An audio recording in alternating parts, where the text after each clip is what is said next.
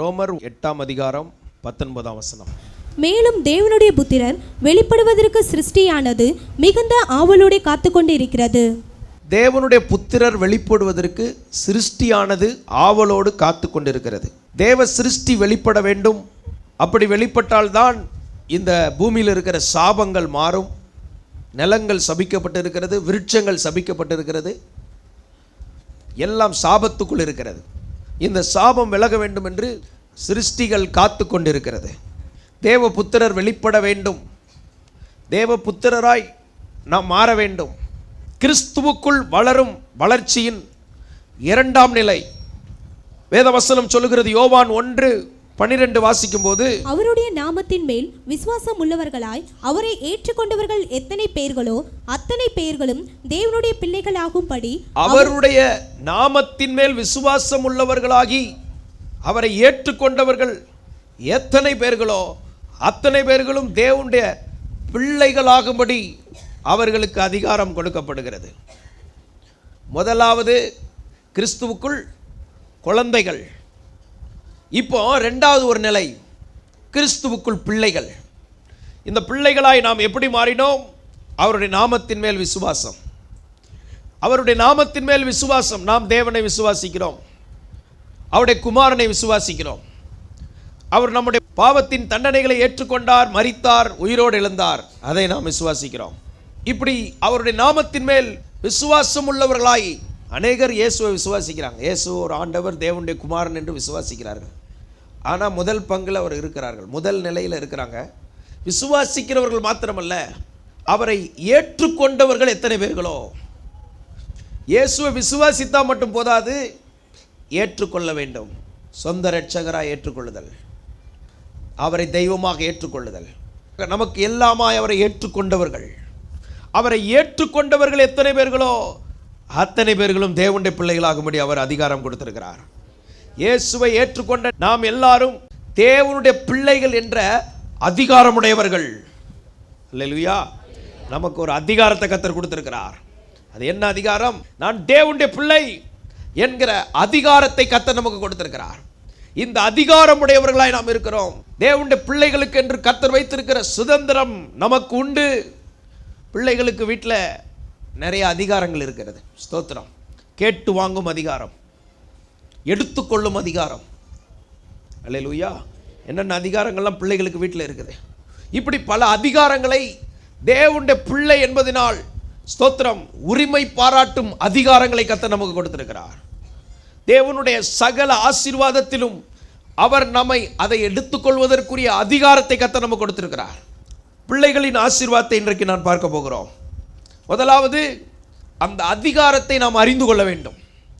அதிகாரத்தை புரிந்து கொள்ளுதல், அதிகாரத்தை பயன்படுத்துதல். தேவன் நமக்கு என்னென்ன அதிகாரம் கொடுத்திருக்கிறார் என்பதை நாம் புரிந்து கொள்ள வேண்டும். அந்த அதிகாரத்தை நாம் எப்படி பயன்படுத்த வேண்டும்? அதிகாரத்தை தவறாக பயன்படுத்தி விடக்கூடாது. தேவன் நமக்கு கொடுத்த அந்த அதிகாரத்தை சரியான விதத்திலே, சரியான நேரத்திலே பயன்படுத்த வேண்டும். அரசாங்க அதிகாரிகளை பார்க்கிறோம். அந்த அதிகாரத்தை அவர்கள் சரியான இடத்தில் சரியானபடிதான் பயன்படுத்துகிறார்கள். நாமும் தேவ பிள்ளைகள் என்கிற அதிகாரத்தை சரியானபடி பயன்படுத்த வேண்டும். இயேசுவின் நாமத்தினால் நமக்கு கொடுக்கப்பட்ட அதிகாரங்கள், தேவனுடைய வார்த்தையின்படி நமக்கு கொடுக்கப்பட்ட அதிகாரங்கள், விசுவாசத்தின்படி நமக்கு கொடுக்கப்பட்ட அதிகாரங்கள், இப்படி பல அதிகாரங்களை தேவன் நமக்கு கொடுத்திருக்கிறார். அவைகளை புரிந்து சரியாய் நாம் பயன்படுத்தும் போது நம்முடைய வாழ்க்கை ஆசீர்வதிக்கப்படுகிறது. அது மாத்திரமல்ல, ஸ்தோத்திரம், மத்தேயு 18:2 வாசிங்க. இயேசு ஒரு பிள்ளையை தம்மிடத்தில் அழைத்து அதை அவர்கள் நடுவே நிறுத்தி, நீங்கள் மனம் திரும்பி பிள்ளைகளைப் போல் ஆகாவிட்டால். இந்த பிள்ளைங்கிற இடம் எப்படி வருது பாருங்க. நீ தேவனுடைய பிள்ளையா என்று பரிசோதிப்பதற்கு ஒரு பிள்ளையை நிறுத்தி ஆண்டவர் சொல்கிறார், மனம் திரும்பி பிள்ளையை போல் ஆக வேண்டும். யாரெல்லாம் மனம் திரும்புகிறார்களோ அவர்கள் தான் பிள்ளைகள். அவருடைய நாமத்தின் மேல் விசுவாசம் உள்ளவர்களாகி அவரை ஏற்றுக்கொண்டவர்கள் தேவனுடைய பிள்ளை என்ற அதிகாரம் பெற்றவர்கள்.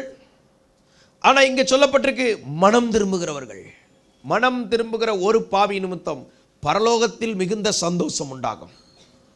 மனம் திரும்பாத வரைக்கும் நீ தேவ பிள்ளை என்று சொல்ல முடியாது. எல்லாருமே கடவுளால் உண்டாக்கப்பட்டவர்கள் தானே, எல்லாரும் கடவுளுடைய பிள்ளைகள் தானே என்ற கேள்வி பொதுவான கேள்வி. எல்லாரும் தேவனால் உண்டாக்கப்பட்டவர்கள். ஆனால் அந்த முதல் மனிதன் பாவம் செய்தபடினால், இந்த உலகம் பாவத்திற்குள் போனபடினால் தேவனுக்கும் மனிதனுக்கும் இருந்த உறவு துண்டிக்கப்பட்டது. மீண்டும் அதை புதுப்பிப்பதற்கு தேவன் மனிதனாய் இந்த உலகத்தில் வந்தார். இயேசு கிறிஸ்து ஜீவனை கொடுத்தார். இப்பொழுது மீண்டும் தேவனுடைய பிள்ளைகள் ஆகுவதற்கு ஒரு வாய்ப்பை தேவன் ஏற்படுத்தி வைத்திருக்கிறார். அவருடைய நாமத்தின் மேல் விசுவாசம் உள்ளவர்களாகி இயேசுவை ஏற்றுக்கொண்டவர்கள் தான் தேவனுடைய பிள்ளைகள் என்பதை வேதம் தெளிவாக சொல்லுகிறது. அது மட்டுமல்ல, மனம் திரும்பி பிள்ளைகளைப் போலாக வேண்டும். மனம் திரும்பாத வரைக்கும் பிள்ளை அல்ல. இளைய குமாரன் தகப்பனை விட்டு தூரம் போனான். தகப்பனிடத்திலிருந்து கேட்டு வாங்கிய ஆஸ்திகளை அழித்தான். எல்லாவற்றையும் துன்மார்க்கமாய் செலவழித்தான். இப்பொழுது தகப்பன் சொல்லுகிறான், என் குமாரன் மரித்தான். அப்படி என்பது தேவனை விட்டு தூரம் போய் தேவனுக்கும் மனிதனுக்கும் உறவில்லாமல் மனம் திரும்பாமல் மனம் போன வாழ்க்கை வாழ்வது அது தேவ பிள்ளை என்கிற இடம் அல்ல. நீங்கள் மனம் போல் வாழ்ந்தால் தேவனுடைய பிள்ளை அல்ல. எப்பொழுது ஒருவன் மனம் திரும்புகிறானோ அப்பொழுதுதான் பிள்ளையாய் மாறுகிறான்.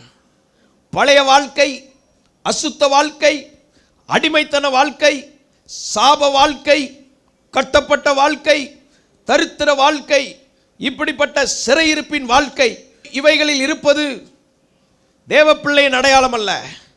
தேவனுடைய பிள்ளை என்பவன் மனம் திரும்புகிறான். அவனுடைய மனம் திரும்பி அவன் பிள்ளையை போல் வருகிறான். இளைய குமாரன் எப்படி தகப்பனிடத்திலே வந்து உம்முடைய பிள்ளை என்று சொல்வதற்கு நான் பாத்திரன் அல்ல என்று தன்னை தாழ்த்தினபடினால் அவன் பிள்ளையாய் மாறினான். இதே போலத்தான் மனம் திரும்ப வேண்டும். தேவனுடைய பிள்ளையாய் இருப்பதற்கு அடையாளம் மனம் திரும்பின வாழ்க்கை. முன்பு நான் பாவத்தில் இருந்தேன், என் மனம் போல் வாழ்ந்தேன். இப்பொழுதோ என் மனம் திரும்பி இருக்கிறேன். இப்பொழுது நான் தேவனுடைய பிள்ளையாய் மாறி இருக்கிறேன் என்கிறவர்கள் பாக்கியவான்கள். அல்லேலூயா. தேவனுடைய பிள்ளை என்று வேதம் உங்களுக்கு சொல்லுது. சோத்திரம். மனம் திரும்பின வாழ்க்கை தான் தேவ பிள்ளை என்கிற இடத்திற்கு நம்மை கொண்டு வருகிறது. அது மாத்திரமல்ல, யார் தேவனுடைய பிள்ளை? மத்தேயு 18:4 வாசிக்கும் போது, ஆகையால் இந்த பிள்ளையை போல, இந்த பிள்ளையை போல தன்னை தாழ்த்துகிறவன் எவனோ, தன்னை தாழ்த்துகிறவன் எவனோ அவனே பரலோக ராஜ்யத்தில் பெரியவனாய் இருப்பான். அவன் பரலோக ராஜ்யத்தில் பெரியவனாய் இருப்பான். நீங்க இயேசு கிறிஸ்து சொல்லுகிறார், பிள்ளையின் அனுபவம் என்ன? தன்னை தாழ்த்துகிறவன். யார் ஒருவன் தன்னை தாழ்த்துகிறானோ அவனை தேவன் பெரிய ஆளாய் மாற்றுவார். விசுவாசிக்கிறீங்களா? நீங்க கர்த்தர் உங்களை உயர்த்தணும்னா நீங்க உங்களை எவ்வளவு தாழ்த்த முடியுமோ தாழ்த்திடணும். தர மட்டும் தாழ்த்திடணும். தாழ்மை உள்ளவர்களுக்கு கர்த்தர் கிருபை கொடுக்கிறார். நீ தாழ்த்து உன்னை கர்த்தர் உயர்த்துவார். ஆமென். கொஞ்சம் தாழ்த்தணும், கொஞ்சம் அல்ல, நல்லாவே தாழ்த்தணும். பிள்ளையை போல மாறிடணும். பிள்ளை என்பது அதுக்குள்ள கபடு இருக்காது. அது தாயை தான் சார்ந்திருக்கும், தேவனை சார்ந்து இருக்கணும். பிள்ளையை போல தாழ்த்துகிறவனைத்தான் தேவன் உயர்த்த முடியும். அந்த ஸ்வாபத்தில் நம்ம வளரணும். ஏசாவின் ஆவி, இந்த சேஷ்ட புத்திர பாகம் எனக்கு என்னத்துக்கு? அசட்டையின் ஆவி. நமக்குள்ள இந்த தாழ்மை இருந்துச்சுன்னா நிறைய உயர்வு வரும். என்னமும் ஏன் அடுத்த கட்ட உயர்வு வரலன்னா தாழ்த்தாதனால தான். இந்த அளவுக்கு ஏன் உயர்த்திருக்கிறாருன்னா கொஞ்சம் தாழ்த்தினதுனால தான். கொஞ்சம் தாழ்த்துங்க. தேவ சமூகத்தில் தாழ்த்துகிறது ஒரு பெரிய பாக்கியம். கர்த்தருக்கு முன்பாக நம்மளை வெறுமையாக்கணும். நம்ம எந்த அளவுக்கு வெறும் பாத்திரமா மாறுறோமோ அவ்வளவு கர்த்தர் நிரப்புவார். ஒரிஜினல் என்னன்னா நம்ம வெறும் மண்ணு தானே. அந்த மண்ணுக்குள்ள தான் தேவ சாயலை வைத்து அந்த மண்ணுக்குள்ள தான் ஆண்டவர் என்ன செஞ்சிருக்கிறாரு? ஜீவ சுவாசத்தை ஊதி இருக்கிறார். அவன் ஜீவ ஆத்மாவானான். அந்த மண்ணுக்குள்ள தான் கொஞ்சம் ஞானம், திறமை, அறிவு, புத்தி, விவேகம், சாமர்த்தியம், தைரியம், பலன், கிருபை, ஆவிக்குரிய ஆசீர்வாதங்கள், சத்தியம், வெளிச்சம் எல்லாத்தையும் கர்த்தர் வைத்திருக்கிறார். அப்போ ஒரிஜினலாக நம்ம யாருன்னா இந்த பூமியில் இருக்கிற மண்ணோட ஒரு மண்ணு தான். நமக்குன்னு ஒரு ஸ்பெஷாலிட்டி கிடையாது. மீதி எல்லாம் கர்த்தரால் நமக்கு வந்தது. அப்போ நம்ம வெறுமையாக்குறதுல என்ன பெரிய விஷயம்? உங்களை பிள்ளையாக மாற்றி, வாலிபனாக மாற்றி, ஒரு கணவனாக மாற்றி, ஒரு தகப்பனாக மாற்றி, ஒரு தாத்தாவாக மாற்றி, ஒரு தலைவனாக மாற்றி, ஒரு பொறுப்பாளியாக மாற்றி, ஒரு ஊழியக்காரனாக மாற்றி, ஒரு ஊழிய தலைவியாக மாற்றி, இதெல்லாம் தேவனால் வந்தது. விசுவாசிக்கிறீங்களா? நம்ம யாருன்னா வெறும் மண்ணு தான். நீங்கள் வெளியில் நடந்து போகும்போது நினைக்கணும், எனக்கும் இந்த மண்ணுக்கும் எந்த வித்தியாசமும் கிடையாது, அது அங்கே மிதிப்படுது. ஆனால் அப்படிப்பட்ட ஒரு மண்ணாகி என்ன எடுத்து இவ்வளோ கனப்படுத்தி கர்த்தர் வச்சிருக்கிறார். எவ்வளோ பெரியவர் அவர், அவருக்கு மகிமையை செலுத்துங்க. இந்த ஒரிஜினாலிட்டி என்னன்னு தெரிஞ்சிட்டுன்னா உங்களுக்கு பெருமையே வராது, உங்களுக்கு மேட்டின்மையே வராது. நீங்கள் தாழ்த்துவீங்க. தாழ்த்த தெரிலன்னா நீ தேவ பிள்ளையே கிடையாது. கையில் பைபிள் வச்சிருக்கலாம், சர்ச்சுக்கு வந்திருக்கலாம், நீ தேவ பிள்ளை கிடையாது, ஒரிஜினல் கிடையாது. ஒரிஜினல்னா உண்மையான ஒரு தாழ்மை இருக்கும். அல்லேலூயா, ஸ்தோத்திரம். அந்த தாழ்மை தேவனிடத்திலிருந்து வர்ற தாழ்மை. சீசர்களுடைய கால்களை கழுவினாரே, ஸ்தோத்திரம், அந்த தாழ்மை. மரணபரியந்தம் தாழ்த்தினாரே, அந்த தாழ்மை. அடிமையின் ரூபம் எடுத்தாரே, அந்த தாழ்மை. சிலர் அவங்க பொசிஷன் ஒன்று மைண்டில் செட் பண்ணி வச்சுருப்பாங்க, அதை விட்டு கீழே ஒரு வேலை சொன்னால் செய்ய மாட்டாங்க. தாழ்த்து, நீ தாழ்த்துனா கர்த்தர் உன்னை உயர்த்துவார். விசுவாசிக்கிறீங்களா? தாழ்மை உள்ளவர்களுக்கு தான் கிருபை கொடுக்கிறார் கர்த்தர். தாழ்த்துகிறவன், தாழ்மை உள்ளவன், தன்னை வெறுமையாக்குகிறவன் தான் தேவனுடைய பிள்ளை. விசுவாசிக்கிறீங்களா? மத்தேயு 19:13 வாசிக்கும் போது, அப்பொழுது சிறு பிள்ளைகளின் மேல் அவர் கைகளை வைத்து, சிறு பிள்ளைகள் மேல் கைகளை வைத்து ஜெபம் பண்ணும்படிக்கு அவர்களை அவரிடத்தில் கொண்டு வந்தார். ஜெபம் பண்ணும்படிக்கு கொண்டு வந்தார்கள். இப்போ பிள்ளைகளுக்கு என்ன தேவையா? ஜெபம் தேவை. அடுத்த மார்க் 10:16 சொல்லப்பட்டிருக்குது, அவர்கள் சிறு பிள்ளைகள் மேல் கைகளை வைத்து அவர் ஆசீர்வதித்தார். ஆசீர்வாதங்களுக்கு தேவனை யார் சார்ந்து கொள்கிறார்களோ அவர்கள் தான் தேவனுடைய பிள்ளை. நீர் என்னை ஆசீர்வதிக்கணும் ஆண்டவரே. மார்க் 10:16 அவர்களை அணைத்துக் கொண்டு அவர்கள் மேல் கைகளை அவர்களை அணைத்துக் கொண்டு அவர்கள் மேல் கைகளை அவர்கள் மேல் கைகளை வைத்து அவர்களை ஆசீர்வதித்தார். யார் ஒருவன் தன் ஆசீர்வாதத்திற்காக தேவனை சார்ந்து கொள்கிறானோ அவன் தான் தேவனுடைய பிள்ளை. அதெல்லாம் நானே படித்து, நானே சம்பாதிச்சு, நானேலாம் செல்லாது. கர்த்தர் நம்மை ஆசீர்வதித்தா தான் நம்ம ஆசீர்வதிக்கப்பட முடியும். ஏன்னா ஆசீர்வாதமெல்லாம் அவர்கிட்ட இருக்குது, நம்மகிட்ட இயற்கை ஆசீர்வாதம் இல்லை. நம்மெல்லாம் வெறும் மண்ணு தானே. எனவே ஆசீர்வாதத்தின் ஊற்று, ஆசீர்வாதத்தின் பிறப்பிடம், ஆசீர்வாதத்தின் கஜானா, ஆசீர்வாதத்தின் பெரும் பொக்கிஷசாலை அவர்தான். அவர் என்ன ஆசீர்வதித்தா தான் நம்ம ஆசீர்வாதமாக இருக்க முடியும். அல்லேலூயா. ஏன் பெரியவங்க காலில் விழுந்து தமிழ் பண்பாட்டில் ஆசீர்வாதம் வாங்குறாங்க? என்னதையோ அடிபட்டு போராடி கொஞ்சம் ஆசீர்வாதத்தை அவங்க வச்சுருக்காங்க, அதில் கொஞ்சம் கொடுக்கறதுக்காகத்தான். ஆனால் நம்ம தேவனுடைய சமூகத்தில் அவருடைய ஒரு தொடுதல், கர்த்தர் உங்களை ஆசீர்வதிக்கணும், ஆசீர்வாதத்தை வாங்குறதுக்கு தான் இங்கே வந்திருக்கிறோம். ஆமென். நம்ம பற்றி நினைக்கணும். அதான் யாபேஸ் ஜெபம் பண்ணுகிறான், தேவரீர் என்னை ஆசீர்வதித்து என் எல்லையை பெரிதாக்கி கர்த்தருடைய கரம் என்னோடு இருந்து தீங்கு என்னை துக்கப்படுத்தாதபடி அதற்கு என்னை விலக்கி காத்தருளும். ஆசீர்வாதத்திற்காக யார் ஒருவர் தேவனை சார்ந்து கொள்கிறார்களோ அவர்கள்தான் பிள்ளைகள். பிள்ளைகள்னால் தேவனுடைய ஆசீர்வாதத்தை வாங்க வருவோம். ஆசீர்வாதங்கள் எல்லாம் கர்த்தரிடத்திலிருந்து வருகிறது. நன்மையான எந்த ஈவும் தேவனிடத்திலிருந்து தான் வருது.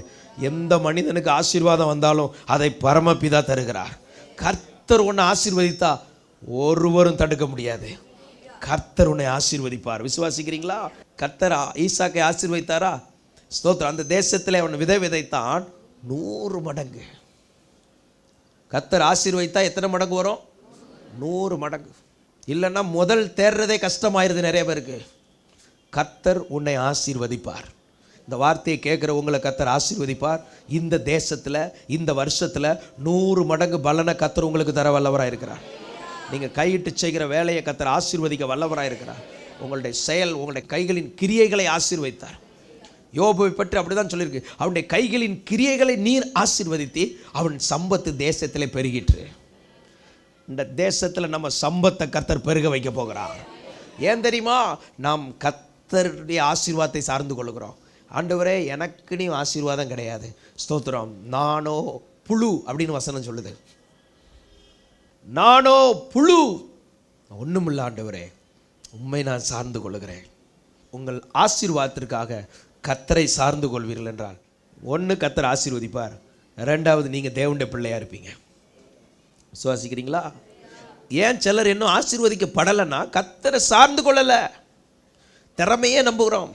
கர்த்தர் ஆசீர்வதித்தா தான் வேலை ஆசீர்வதிக்கப்படும். கர்த்தர் ஆசீர்வதித்தா தான் வீடு ஆசீர்வதிக்கப்படும். கர்த்தர் ஆசீர்வதித்தா தான் இந்த சரீரம் ஆரோக்கியமாக இருக்கும். அல்லேலூயா, ஸ்தோத்திரம். கர்த்தர் ஆசீர்வதிக்கணும். பிள்ளைகள் நல்லா சம்பாதிக்கின்ட்டு ஜோமனாம உட்காந்துடாதீங்க. கர்த்தர் ஆசீர்வாதத்தை தான் பங்கு வந்து சேரும். இந்த பிள்ளைகளும் ஆசீர்வாதமாக இருப்பாங்க. படிச்சிருக்கிறோம், ஞானம் இருக்குது, எதையும் நம்பாதீங்க. கர்த்தர் ஆசீர்வதித்தா தான் நன்றாக இருக்க முடியும். நம்முடைய ஆசீர்வாதங்களுக்கு தேவனை சார்ந்திருக்கும் பழக்கம் நமக்கு தேவை. மார்க் 7:27 வாசிக்கும் போது, இயேசு அவளை நோக்கி, முந்தி பிள்ளைகள் திருப்தி அடையட்டும், பிள்ளைகளின் அப்பத்தை எடுத்து நாய்க்குட்டிகளுக்கு போடுகிறது நல்லதல்ல என்றார். அடுத்து சொல்லப்பட்டிருக்கு பாருங்க, முந்தி பிள்ளைகள் திருப்தி ஆகட்டும். அடுத்து பிள்ளைகள்னா எப்படி இருப்பாங்க? திருப்தியாக்குவார் கர்த்தர். மத்தேயு 15:26 வாசிங்க. அவர் அவளை நோக்கி, பிள்ளைகளின் அப்பத்தை எடுத்து நாய்க்குட்டிகளுக்கு போடுகிறது நல்லதல்ல. நாய்க்குட்டிகளுக்கு போடுகிறது நல்லதல்ல. இந்த 2 பகுதி இருக்குது. ஒன்று, பிள்ளையின் அப்பத்தை கர்த்தர் நமக்கு வைத்திருக்கிறார். அப்பமே ஜெய். இந்த இதில் நிறைய அப்பங்கள் இருக்குது, நீங்கள் அதை எடுத்துக்கொள்ளலாம். எனக்கு வேண்டிய தெய்வீக சுகத்தை கர்த்தர் தருகிறார், எனக்கு வேண்டிய விடுதலையை கர்த்தர் தருகிறார், எனக்கு வேண்டிய ஜெயத்தை கர்த்தர் தருகிறார். வியாதியோடு வந்திருக்கீங்களா? தெய்வீக சுகத்தை நீங்கள் பெற்றுக்கொள்ளலாம். பலவீனத்தோடு இருக்கிறீங்களா? கிறிஸ்துவின் பலனை நீங்கள் எடுத்துக்கொள்ளலாம். அல்லேலூயா. ஆண்டவர் அவருடைய சமூகத்தை அப்பத்தை வைத்திருக்கிறார்.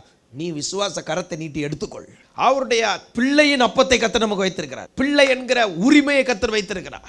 என்ன வேணுமோ ஸ்தோத்திரம் கர்த்தர் உங்களுக்கு தருகிறார். ஒரு தேவ பிள்ளைக்கு தேவ சித்தத்தின்படி நியாயமானபடி என்னென்ன ஆசீர்வாதம் உண்டோ அத்தனையும் கர்த்தர் நமக்கு தருகிறார். நீங்க விசுவாசத்தை கரத்தை நீட்டி எடுத்துக்கிடுறவங்க வளர்ந்துக்கிட்டே இருக்கிறாங்க. அல்லேலூயா. ஆண்டோடைய டேபிளில் நிறைய கர்த்தர் வச்சிருக்கிறார். உங்களுக்கு என்ன வேணுமோ விசுவாசத்தோடு எடுத்துக்கொள்ளுங்க, கர்த்தர் அதை உங்களுக்கு தருவார். விசுவாசிக்கிறீங்களா? ஞானம் குறைவுன்னு நினைக்கிங்களா? அங்கே ஞானம் இருக்குது, அதை பிள்ளைக்கு கர்த்தர் வச்சிருக்கிறார். ஞானத்தை எடுத்துக்கொள். பிள்ளைக்குரிய சகல ஆசீர்வாதம். அதோடு மட்டுமல்ல, பிள்ளைகள் திருப்தி ஆகட்டும். ஆண்டவர் நமக்கு எப்படி கொடுக்கிறார்? திருப்தி ஆகிற வரைக்கும். 5000 பேர் சாப்பிட்டு திருப்தி அடைந்தார்கள் என்று வேதம் சொல்லுகிறது. சிங்க குட்டிகள் தாழ்ச்சி அடைந்து பட்னியாயிருக்கும். கர்த்தரை தேடுகிறவர்களுக்கு ஒரு நன்மையும் குறைபடாது. ஒரு சின்ன நன்மை கூட குறைபடாது. ஆமென். ஒரு குறைவில்லாமல் கர்த்தர் உங்களை நடத்துவார். தேவ பிள்ளைகளுக்கு இருக்கிற அடுத்த ஆசீர்வாதம் என்ன? நீ தேவனுடைய பிள்ளை. பாருங்க, இன்னும் குழந்தையாவே இருக்கக்கூடாது. இப்போ பிள்ளைங்கிற இடத்துல வளர்ந்துடணும். பிள்ளைகளின் ஆசீர்வாதத்தை தான் பார்த்து கொண்டு இருக்கிறோம். மார்க் 10:13 வாசிக்கும் போது, அப்பொழுது சிறு பிள்ளைகளை அவர் தொடும்படிக்கு அவர்களை அவரிடத்தில் கொண்டு வந்தார்கள். அடுத்து பிள்ளைகளுக்கு என்ன தேவை? ஒரு தொடுதல். எந்த கூட்டத்தில் வந்தாலும் ஒரு தொடுதல் உணர்வாங்க. ஆண்டவரே, ஒரு சின்ன ஜெபம் பண்ணா கூட ஒரு தொடுதல் இருக்கும். ஒரு தெய்வீக தொடுதல். ஒரு வேதத்தை வாஸ்தா தொடுதல் வந்துடும். தேவன் வந்து தொடுகிறார். அவருடைய வஸ்திர தொங்கலால் தேவாலயம் நிறைந்திருக்கிறது. ஆமென். உள்ளத்தை தொட்டார் இயேசு. அவரை நோக்கி ஜெபிக்கும் போது உள்ளத்தை தொட்டார். அவரை நோக்கி கூப்பிடும் போதே தொடுகிறார் ஆண்டவர். அப்போ பிள்ளைகள்னா என்ன? தேவ தொடுதலை உணர்கிறவர்கள். சொல்லும் போதே ஒரு விடுதலை கிடைக்கும், ஒரு அற்புதம் நடக்கும். தேவனுடைய தொடுதல். கர்த்தருடைய வல்லமை நம்மை தொடுகிறது. இயேசு குஷ்டரோகிகளை தொட்ட உடனே குஷ்டரோகம் நீங்கிறது. தேவ தொடுதல்னா சாதாரணமாக நினைக்கக்கூடாது. தேவன் உன்னை தொட்ட மாத்திரத்திலே உன் வியாதி நீங்குகிறது. தேவன் உன்னை தொட்ட மாத்திரத்திலே கட்டு உடைகிறது. தேவன் உன்னை தொட்ட மாத்திரத்திலே நீ விடுதலை அடைகிறாய். எனவே கர்த்தருடைய தொடுதலுக்குள் வாழ்கிறவர்கள் தான் தேவ பிள்ளைகள். மார்க் 10:15 வாசிக்கும் போது, எவனாகிலும் சிறு பிள்ளையை போல் தேவனுடைய ராஜ்யத்தை ஏற்றுக்கொள்ளாவிட்டால், தேவனுடைய ராஜ்யத்தை ஏற்றுக்கொள்ளுகிறவன் தான் தேவனுடைய பிள்ளை. தேவனுடைய ராஜ்யத்தை நாம் ஏற்றுக்கொள்ள வேண்டும். தேவனுடைய ஆளுகையை ஏற்றுக்கொள்ள வேண்டும். தேவனுடைய அதிகாரத்தை ஏற்றுக்கொள்ள வேண்டும். தேவனுடைய நடத்துதலை ஏற்றுக்கொள்ள வேண்டும். தேவனுடைய பராமரிப்பை ஏற்றுக்கொள்ள வேண்டும். தேவனுடைய எல்லைகளுக்குள் நாம் இருக்க வேண்டும். கர்த்தர் நம்மை நடத்த, தேற்ற, வழி நடத்த நாம் நம்மை ஒப்பு கொடுக்க வேண்டும். அந்த ராஜ்யத்தை ஏற்றுக்கொள்கிறவன் கர்த்தர் சொல்கிறதெல்லாம் அப்படி ஏற்றுக்கொள்வான். அவருடைய பிரியமான வழியில் நடப்போம். தேவனுடைய காரியங்களை அசட்டை பண்ணுகிறவர்கள் தேவனுடைய பிள்ளைகள் அல்ல. இந்த ராஜ்யத்தை ஏற்றுக்கொள்ள வேண்டும். இந்த சபையை கர்த்தர் ஏற்படுத்தி இருக்கிறார். இதை ஏற்றுக்கொள்ளுகிறவர்கள், ஊழியர்களை கர்த்தர் ஏற்படுத்தி இருக்கிறார். அதை ஏற்றுக்கொள்ளுகிறவர்கள், ஏற்றுக்கொள்ளுகிற மனப்பான்மை இருக்கணும். கர்த்தர் பேசுகிறதை ஏற்றுக்கொள்ள வேண்டும். கர்த்தர் உணர்த்துறதை ஏற்றுக்கொள்ள வேண்டும். தேவனுடைய ராஜ்யத்தை ஏற்றுக்கொள்ளுகிறவன் தான் தேவனுடைய பிள்ளை. லூக்கா 6:35 வாசிக்கும் போது உங்கள் சத்துருக்களை சிநேகியுங்கள். 3 காரியம் சொல்லப்பட்டிருக்கிறது. சத்துருக்களை சிநேகியுங்கள், நன்மை செய்யுங்கள், நன்மை செய்யுங்கள், கைமாறு கருதாமல் கடன் கொடுங்கள். கைமாறு கருதாமல் கடன் கொடுங்கள். இந்த 3 காரியத்தை செய்தால் அப்பொழுது உங்கள் பலன் மிகுதியாய் இருக்கும். அப்பொழுது உங்கள் பலன் மிகுதியாய் இருக்கும். உன்னதமானவருக்கு நீங்கள் பிள்ளைகளாய் இருப்பீர்கள். உன்னதமானவருக்கு நீங்கள் பிள்ளைகளாய் இருப்பீர்கள். உன்னதமானவருக்கு பிள்ளைகளாக இருக்க விரும்புறீங்களா? அல்லேலூயா. 3 காரியத்தை செய்யணும். 1, உங்கள் சத்துருக்களை சிநேகியுங்கள். சத்துருக்களை சிநேகிக்கிறது. சோத்திரம். பிடிச்சவங்களையே சிநேகிக்கிறது இயல்பு. நம்ம எல்லாருக்கும் ஃப்ரெண்ட்ஸ் இருப்பாங்க. ஆனால் வேதம் என்ன சொல்லுதுன்னா சத்துருக்களை சிநேகிக்கணுமா. ஏன்னா இங்கே சாவை ஜெயிச்ச அபிஷேகத்தில் தானே நிற்கிறோம். மரணத்தை ஜெயிக்கிற அபிஷேகத்தை வச்சிருக்கிறார் நமக்குள்ள. கிறிஸ்தவமே மரணத்தை ஜெயித்த அந்த அபிஷேகத்தில் தான் வளர்ந்துருக்குது. சுவாசிக்கிறீங்களா? மரண ஆவிகளை ஜெயிக்கிற வல்லமையை கர்த்தர் சபைக்கு கொடுத்திருக்கிறார். மரணமே உன் கூர் எங்கே? ஜெயங்கொள்ளும் கிருபையை கர்த்தர் வைத்திருக்கிறார். ஆமென். ஸ்தோத்திரம். சரி, இப்போ சத்துருவை சிநேகிக்கணும். அடுத்தது நன்மை செய்யவும். நன்மை செய்து கொண்டே இருக்கணும். உங்களுக்கு யாரும் தீமை செஞ்சாலும் சரி, நீங்கள் நன்மை செஞ்சுக்கிட்டே இருக்கணும். தளராமல் நன்மை செஞ்சுக்கிட்டே இருங்க. அண்ணனுக்கு நன்மை செய்யுங்க, தம்பிக்கு நன்மை செய்யுங்க, உடன் பிறந்தவங்களுக்கு, உடன் பிறக்காதவங்களுக்கு, ஸோ எல்லாருக்கும் நன்மை செஞ்சுக்கிட்டே இருங்க. அவள் உயிரோடு இருக்கும் நாளெல்லாம் தீமை அல்ல நன்மையே செய்கிறாள். உயிரோடு இருக்கிற நாளெல்லாம் என்ன செய்யணும்? நன்மையை தான் செய்யணும். நல்லதே செய்யுங்க. ஸ்தோத்திரம். நீங்கள் நன்மையே செய்யுங்க. அப்போ தான் நீங்கள் உன்னதமானவருடைய பிள்ளைகள். அதனால் சூழ்நிலைமை மாறும். ஜனங்கள் வாழ்த்துவாங்க, தூற்றுவாங்க, புகழுவாங்க, இகழுவாங்க, பரியாசம் பண்ணுவாங்க, பாராட்டுவாங்க. இதெல்லாம் வரும். நாம் நன்மை செய்து கொண்டே இருக்க வேண்டும். அடுத்தபடியாக கைமாறு கருதாமல் கடன் கொடுங்கள். எப்படி கடன் கொடுக்கணுமா? கைமாறு கடன். சிலர் கடன் கொடுத்தா யார் கேட்டாலும் அப்படியே கொடுத்து, உன் கைகளின் பிரயாசம் உனக்கு தான், உன் கைகளின் பிரயாசத்தை நீ சாப்பிடும். கைமாறு கருதாமல் கடன் கொடுங்கள். அப்படின்னா வட்டிக்கு கொடுங்கள்னு சொல்லலை வேதம். வட்டிக்கு கொடுக்குறதுங்கிறது வேற, கடன் கொடுக்குறதுங்கிறது வேற. கர்த்தருடைய பர்வதத்தில் யார் ஏறுவான் என்று சொல்லும்போது தன் பணத்தை வட்டிக்கு கொடாமலும். புதிய ஏற்பாட்டில் வரும்போது ஏன் நீ காசுக்காரத்தில் கொடுத்து வைக்கக்கூடாது.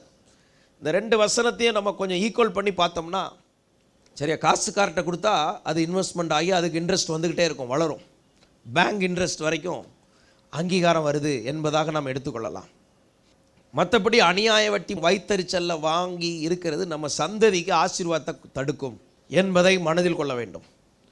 கைமாறு கருதாமல். சிலர் கடன் கொடுப்பாங்க. எதுக்குன்னா, இப்போ நான் 2000 ரூபா கடன் கொடுத்தா அடுத்த வாரம் 50,000 ரூபா கடன் வாங்கிடலாம். இது என்ன கடன்? கைமாறு கருதி கடன் வாங்குறது. இப்போ நான் ஒரு உதவி செஞ்சால் அவங்க எனக்கு என்ன செய்வாங்க? பல மடங்காக உதவி செய்வாங்க. இது ஒரு கைமாறு உள்நோக்கம் கொண்ட ஒரு கடன் கொடுப்பது. இதை வேதம் சொல்லலை. ஒருத்தன் உதவி செஞ்சாலும் அவனால் நமக்கு பிரயோஜனமே இல்லை அப்படின்னு தெரிஞ்சாலும் உதவி செய்கிறோம் பார்த்தீங்களா, அதுதான் கைமாறு கருதாமல் கடன் கொடுப்பது. விசுவாசிக்கிறீங்களா? அல்லேலூயா. எனவே தேவனுடைய பிள்ளைகளாகி நாம் அடுத்து கடன் கொடுக்கிற விஷயத்தில் நமக்கு மிஞ்சி சில ரொம்ப வீராங்கனை மாதிரி நான் போடுறேன் உனக்கு சாட்சி கையெழுத்து. கடன் கொடுக்கறது என்னென்னா, ஒரு 10,000 ரூபா சம்பாதிக்கிற நீ யாரோ ஒருத்தருக்கு அவசரத்துக்கு ஒரு 1000 2000 ரூபா கொடுத்துட்டு வாங்கிக்கிறதா. கடன் கொடுப்பாய், கடன் வாங்காதிருப்பாய். அப்படின்னா கொடுத்த கடனை வாங்காதிருப்பாய்ங்கிற அர்த்தம் அல்ல. பாஸ்டர் வசனம் என்ன சொல்லுகிறது? கடன் வாங்காதிருப்பாய்ன்னு வேதம் சொல்லுதே. இவங்க கடனை கொடுத்துட்டு கேட்டுக்கிட்டே இருக்காங்க, அந்த அர்த்தம் அல்ல. கடன் வாங்காதிருப்பாய் என்றால் நமக்கென்று போய் கடன் வாங்க மாட்டோம், நம்ம கடன் கொடுப்போம். சோத்திரம். அதனால கடன் வாங்கினா கொடுத்துருங்க, ரொம்ப போய் சிக்கிக்கிடாதீங்க. ஞானமாக கர்த்தர்ட்ட கேட்டு சோத்திரம். அதே நேரத்தில் கடனில் இருக்கவங்க ஜெபம் பண்ணுங்க, ஆண்டவரே நான் கடன் கொடுக்குறாளா மாறணும் அப்படின்னு சொல்லி நீங்கள் மற்றவங்களுக்கு உதவி செய்யுங்க. உங்கள் தகுதிக்குள்ளே கடன் கொடுங்க. நம்ம மற்றவங்களை கடன் வாங்குவது சாபம், கடன் கொடுப்பது ஆசீர்வாதம். உன் சகோதரன் கையிலே வட்டி வாங்காயாக. அப்படியே வட்டி வாங்கினாலும் எங்கே வாங்கக்கூடாதுன்னு இருக்குது? சகோதரன் கையில்.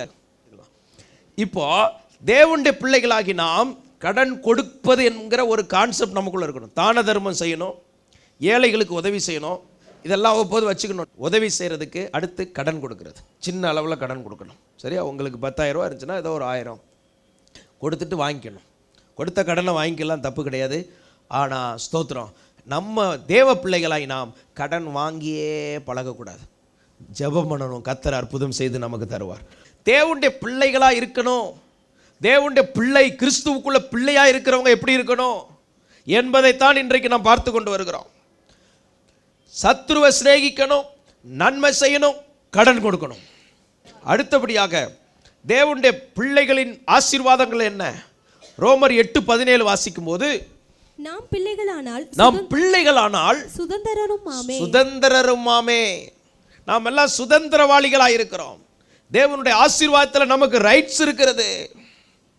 தேவனுடைய அனைத்து ஆசீர்வாதங்களிலும் நமக்கு உரிமை இருக்கிறது. தெய்வீக சுகத்தில் நமக்கு என்ன இருக்குது? உரிமை இருக்குது. தேவ சமாதானத்தில் நமக்கு உரிமை இருக்குது. தேவனுடைய விடுதலையில் நமக்கு உரிமை இருக்குது. தேவ நன்மைகளில் நமக்கு உரிமை இருக்குது. தேவனுடைய இந்த உலகத்தில் நமக்கு ரைட்ஸ் இருக்கிறது. நமக்கு ரைட்ஸை கர்த்தர் வைத்திருக்கிறார். அந்த எல்லா உரிமைகளையும் கர்த்தர் நமக்கு வைத்திருக்கிறார். பாவத்தை ஜெயிப்பதற்கு நமக்கு ரைட்ஸ் இருக்கிறது. சாத்தானை ஜெயிப்பதற்கு நமக்கு ரைட்ஸ் இருக்கிறது. ஸோ நமக்கு விரோதமாக வருகிற சத்துருக்களை கண்ட்ரோல் பண்ண ரைட்ஸ் இருக்கிறது. எல்லா பவரையும் கர்த்தர் கையில் கொடுத்துருக்கிறார். சோத்திரம். கர்த்தர் கொடுத்த வல்லமையை, அந்த அதிகாரத்தை, சுதந்திரத்தை புரிந்து கொள்ளணும். சுதந்திரவாளியாக வாழணும். ஆனால் சுதந்திரமாக வாழக்கூடாது, தன் போக்கில் போகக்கூடாது. தேவனுடைய சுதந்திரவாளியாக வாழ கர்த்தர் கிருபை தருவார். ஸ்தோத்திரம். எபேசியர் 5:1 வாசிக்கும் போது, ஆதலால் நீங்கள் பிரியமான பிள்ளைகளை போல, தேவ பிள்ளைகள்லாம் இப்போ என்ன பிள்ளையா மாறிடணும்?